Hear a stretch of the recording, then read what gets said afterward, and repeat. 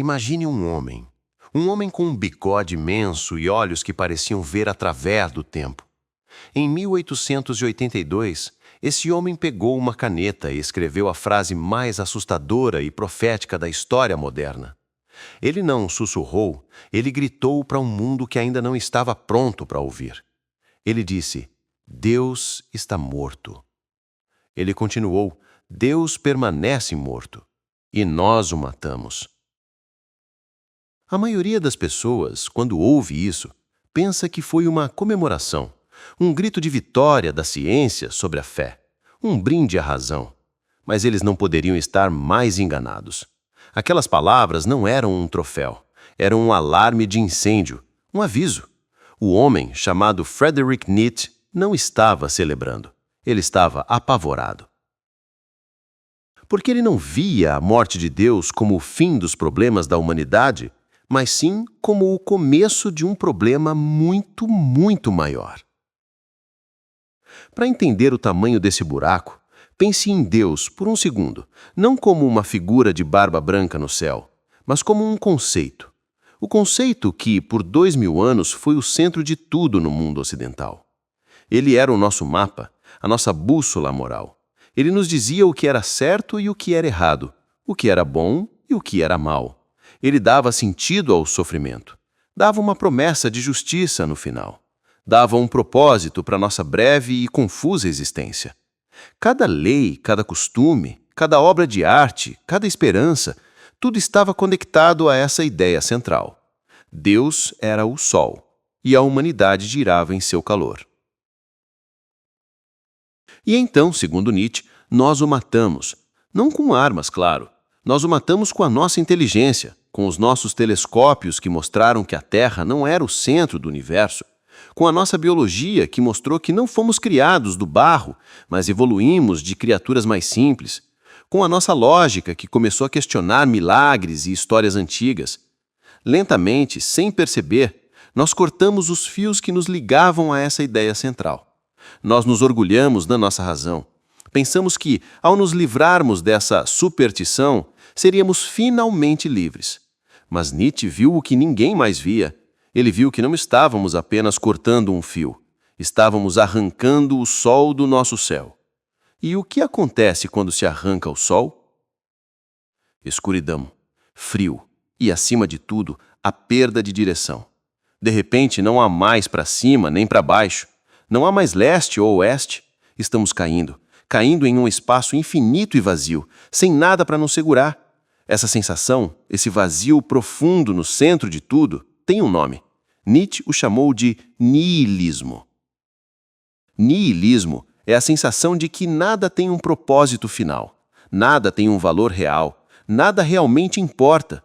Se não há um juiz final, por que ser bom? Se não há um grande plano, por que construir algo? Se esta vida é tudo o que existe, por que sofrer por um amanhã que talvez nem chegue? Nietzsche previu que essa sensação se espalharia pelo mundo como uma praga silenciosa. E hoje, nós vivemos no mundo que ele temia. Olhe ao redor. Olhe para si mesmo. Por que sentimos uma ansiedade tão constante, mesmo quando temos comida, um teto e mais entretenimento do que qualquer imperador romano jamais sonhou? Por que rolamos a tela do celular por horas buscando algo que nem sabemos o que é, sentindo um vazio que nenhuma postagem ou vídeo consegue preencher? É o eco da morte de Deus. É o grande vazio que ficou para trás. Nós nos tornamos os deuses do nosso próprio mundo, mas descobrimos que o trono está vazio e o reino não tem sentido. A liberdade total que pensamos que queríamos se revelou um fardo, porque sem um porquê para viver, qualquer como se torna pesado demais para carregar. E essa falta de propósito, essa ausência de um mapa, nos deixa desesperados. E o ser humano desesperado é capaz de qualquer coisa para preencher um vazio. A profecia de Nietzsche não terminava com a escuridão. Ele sabia que a natureza humana odeia o vácuo.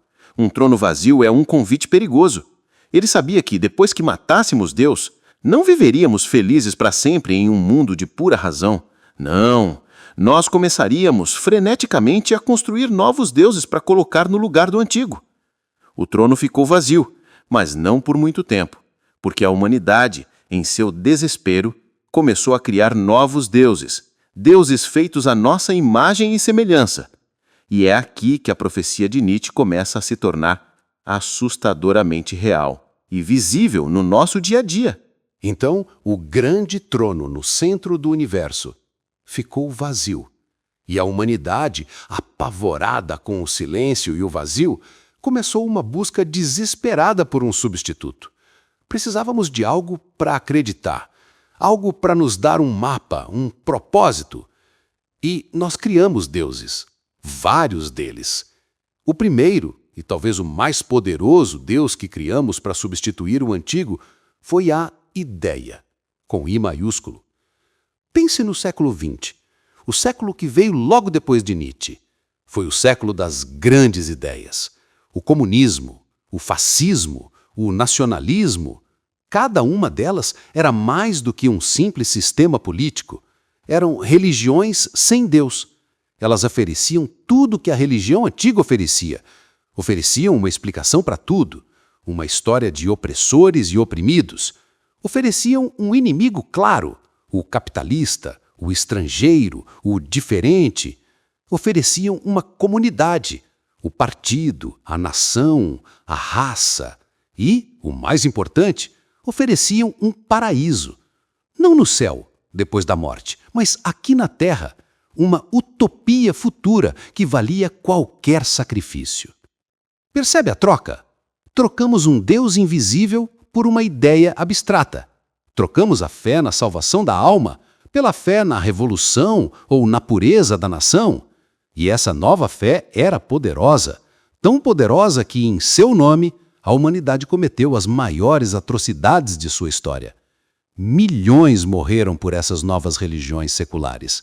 As pessoas não estavam mais dispostas a morrer por Deus, mas estavam mais do que dispostas a matar e morrer pela sua grande ideia. Elas preencheram o vazio, mas o preencheram com sangue. Nietzsche viu isso chegando. Ele sabia que quando o homem para de acreditar em Deus, ele não passa a acreditar em nada. Ele passa a acreditar em qualquer coisa. Mas com o tempo, até mesmo essas grandes ideias começaram a ruir. As grandes guerras passaram, muros caíram e as promessas de paraíso na terra se mostraram mentiras vazias. E então, outro Deus, que sempre esteve esperando sua chance, subiu ao trono. Um Deus mais silencioso, mais pessoal, o Deus do mercado, o dinheiro, o sucesso. Este é um Deus que todos nós conhecemos muito bem. Ele não tem livros sagrados, mas tem revistas de negócios e colunas de fofoca. Ele não tem profetas, mas tem bilionários, CEOs e influenciadores digitais. Sua igreja é o shopping center e o feed infinito do Instagram. E seus mandamentos são simples. Trabalhe mais, compre mais, mostre mais. Este novo Deus também promete uma forma de salvação. A salvação através do consumo. Ele nos diz que o vazio que sentimos pode ser preenchido com um carro novo, com uma casa maior, com as férias perfeitas, com o celular de última geração. Ele nos deu um novo propósito de vida: subir na carreira, acumular riqueza e mostrar para todo mundo que conseguimos. A vida se tornou um grande placar e os pontos são medidos em dinheiro, em seguidores, em curtidas. Mas este Deus é um Deus cruel, porque ele nos coloca numa esteira sem fim. Assim que você conquista algo, a felicidade dura pouco e o Deus exige mais. O carro do ano passado já parece velho. A viagem que você fez só gera ansiedade pela próxima. A vida do influenciador que você segue só te lembra do que você não tem. É um paraíso que está sempre na próxima esquina, na próxima compra, na próxima promoção. Um paraíso que nunca chega. Ele preenche o vazio, sim, mas como areia. Quanto mais você joga para dentro, mais vazio ele parece ficar. E isso nos leva ao Deus mais moderno, o mais sedutor e talvez o mais perigoso de todos. Quando as grandes ideias falharam e a religião do dinheiro se mostrou vazia, nós nos viramos para o último lugar possível, para dentro. Nós criamos o Deus do eu. Nesta nova fé, não há mandamento maior do que siga seu coração ou seja você mesmo. A felicidade se tornou o objetivo supremo da vida. Cada pessoa se tornou o centro do seu próprio universo. A nossa identidade, as nossas opiniões, os nossos sentimentos se tornaram sagrados. A nova igreja é a nossa rede social, onde pregamos o evangelho da nossa própria vida. Postamos fotos como se fossem vitrais sagrados, escrevemos legendas como se fossem salmos e contamos os likes como se fossem as orações dos nossos fiéis. Nós adoramos celebridades como se fossem santos, seguindo suas vidas e imitando seus rituais. E nós mesmos buscamos ser adorados, construindo uma versão perfeita e editada de nós mesmos para o mundo ver. O vazio nesta religião é combatido com a autoafirmação constante, com a busca incessante por validação. Mas esse Deus também é uma atrapalha, porque ele é um Deus frágil. Ele se ofende com qualquer crítica. Ele desmorona com a falta de atenção. Ele nos isola uns dos outros, trancados em nossas próprias bolhas, convencidos de que a nossa verdade é a única que importa. Nós nos tornamos deuses de reinos minúsculos e solitários. Então aqui estamos, no mundo que Nietzsche previu. O grande sol se foi, as estrelas guia que criamos para substituí-lo, a nação, o dinheiro, o eu, se revelaram apenas luzes de Boateque, piscando no escuro, prometendo muito e entregando pouco. Elas nos distraem, nos mantêm ocupados, mas não aquecem, não nos dão um norte verdadeiro. A grande profecia se cumpriu, e agora a pergunta mais importante de todas paira sobre nós. A pergunta final de Nietzsche. Se Deus está morto, e todos os novos deuses que criamos são ídolos falsos, o que resta? Que tipo de ser humano nós nos tornamos vivendo neste grande parque de diversões escuro e sem sentido? A pergunta então ecoa no vazio. Se o Deus antigo está morto, e os novos deuses do poder, do dinheiro e do ego são apenas estátuas ocas, o que nós nos tornamos? Para onde vamos daqui? Nietzsche, o profeta de bigode, viu dois caminhos se abrindo para a humanidade. Duas versões do futuro. E a primeira é a mais provável. É o caminho que ele mais temia. Ele o chamou de o último homem. O último homem não é mau. Ele não é um vilão. Na verdade, ele é bastante agradável. O problema do último homem é que ele não quer nada que seja grandioso. Seu único Deus é o conforto. Sua única meta de vida é evitar a dor, o risco e o desconforto a qualquer custo. Ele trabalha o mínimo possível em um emprego que não odeia, mas que também não ama. Ele busca pequenos prazeres, pequenas distrações. A série nova na TV, a comida entregue na porta, o feed de vídeos curtos que faz o cérebro desligar. O mundo do último homem é um mundo morno. Não há grandes amores porque o amor verdadeiro envolve o risco de um coração partido. Não há grandes feitos porque grandes feitos exigem grande esforço e o risco do fracasso. Não há grandes ideias porque pensar muito dá dor de cabeça. O último homem olha para as estrelas e pisca, confuso.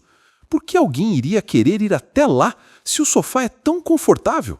No mundo dos últimos homens, todos são iguais, porque ninguém se atreve a ser diferente.